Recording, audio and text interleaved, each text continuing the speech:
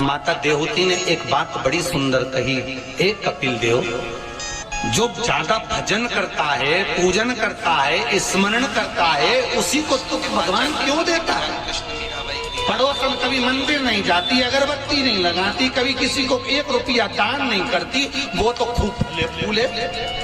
पर हम तो सोमवार का व्रत करें, मंगलवार करें, एकादशी करें, द्वादशी करें, लोटा भर के पानी भी चढ़ाएं, तो भी दुख हमें क्यों मिलता है? बोलोरी जी सही है कि गलत है? उसका उत्तर कपिल देव जी महाराज ने दिया, मां सुनो, जिस प्रश्न को आपने मुझसे करा, यही प्रश्न देवऋषि नारद ने भगवान विष्णु से करा।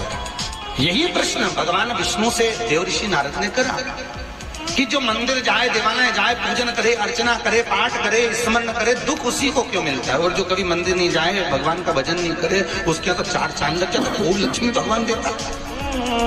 नारद जी ने जैसे भगवान विष्णु से ये प्रश्न किया, तो भगवान विष्णु देवऋषि नारद से बोले, इसका उत्तर मैं बाद में दूंगा, पहले अपन दोनों ब्राह्मण के कपड़े पहनकर चल घूमने चलते।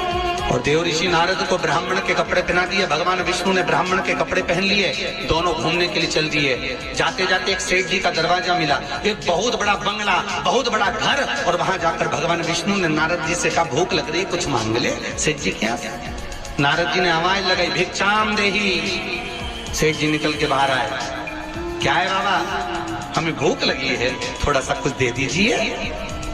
सेठ जी बोले, तेरा बाप रख के गया, दे दीजिए, निकले यहां से बाहर। अगर भिखारी भीख मांगे, चल निकलो यहां से बाहर। नारद जी के तो कांटे से खून नहीं।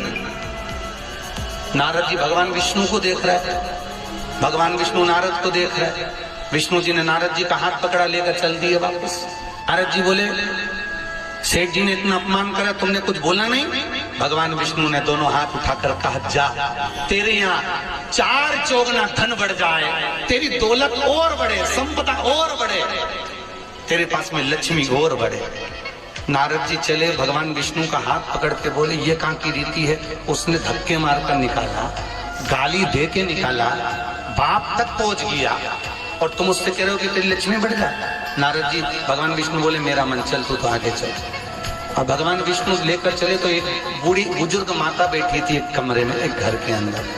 उस बुजुर्ग को देख भगवान विष्णु ने कहा, नारद अब इसके यहाँ चलते चलते। जाकर आवाज लगाई, माता जी भिक्षाम देई, हमें भूख लग रही है माता जी, कुछ दे दीजिए। माता जी बोली, देखो बाबा, मेरे घर में खाने का तो कुछ भी नहीं है, बस एक गाय है, उस गाय की मैं सेवा करती हूँ, दूध मिलता है, वही दूध रखा हुआ है, तुम दोनों अंदर आ जाओ।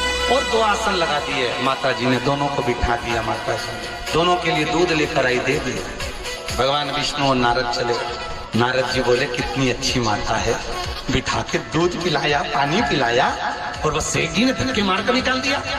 भगवान आशीर्वाद दो इस बूढ़ी माता को। भगवान विष्णु ने दोनों हाथ उठाकर कहा, जा, तेरी गाय मर जाए। अब तो और कांटे से खून नहीं। भगवान देवऋषि नारद ने कहा, प्रभु तुम्हारा ये स्वरूप मुझे बहुत बुरा लगा। भगवान ने कहा, कौन सा स्वरूप? वो सेठ जी ने धक्के मारकर निकले तो कहते हैं और लक्ष्मी बढ़े, और वो बेचारी गाय का दूध पिलाई और तुम कहते उसकी गाय मर जाए। हाँ, भगवान बोले, मेरा मन, तो तुमने ऐसा क्यों करा? भगवान बोले, नारद तो मेरी लीला नहीं समझता ना। नारद जी बोले, कभी समझूंगा भी नहीं, पहले बताओ ये क्यों हुआ, लीला जाने दो, मुझे तो ये बताओ। भगवान ने कहा, नारद बात इतनी सी है, वो बूढ़ी माता मेरा भजन करती है, दिन भर मेरा नाम लेती है, वो मरेगी, उसके घर में एक गाय है, उसमें उसका दिल बहुत लगा हुआ, उसकी सेवा करती है, मरेगी, मरते समय विचार करेगी कि मेरे मरने के बाद मेरी गाय का क्या होगा।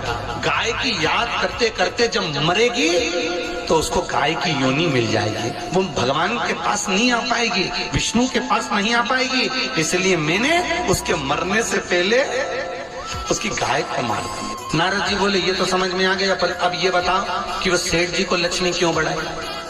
भगवान बोले, नारद उसको धन से बहुत प्रेम है, मैंने लक्ष्मी इसलिए बढ़ाने का आशीर्वाद दिया कि वो लक्ष्मी को जोड़ जोड़ के इकट्ठा कर कर कर जब मरेगा, वो लक्ष्मी और पैसे के चक्कर में जब मरेगा तो आखिरी में मरकर सांप बनकर उसी दौलत पे बैठा रहेगा।